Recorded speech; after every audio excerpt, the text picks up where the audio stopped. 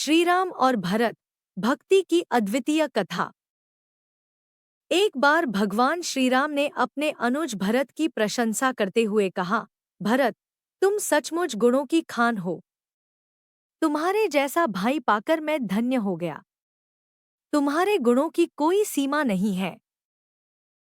भरत जी ने विनम्रतापूर्वक उत्तर दिया, प्रभु, यह आपकी कृपा है। आपके सान्निध्य ने ही मुझे ऐसा बनाया है। वास्तव में आप किसी में दोष देखते ही नहीं, इसीलिए आपको मेरे गुण दिखाई देते हैं।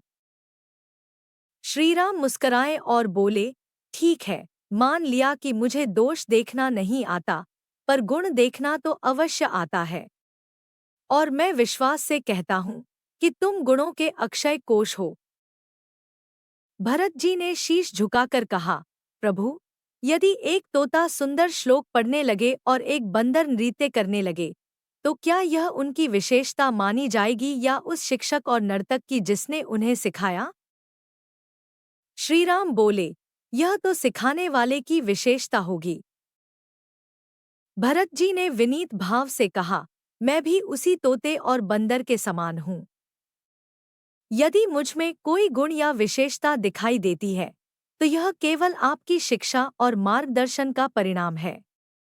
अतः आपकी प्रशंसा ही मेरे लिए सर्वोपरि है। श्रीराम ने हंसते हुए कहा, भरत, तुमने तो मेरी दी हुई प्रशंसा लौटा दी। भरत जी ने उत्तर दिया, प्रभु, प्रशंसा पचा लेना सबके वश की बात नहीं। यह अहंकार उत्पन्न कर सकती है। परंतु आप इतने निपुण हैं कि अनादिकाल से भक्त आपकी स्तुति कर रहे हैं और आपको कभी अहंकार नहीं हुआ। यही कारण है कि मैं यह प्रशंसा आपके चरणों में समर्पित करता हूँ।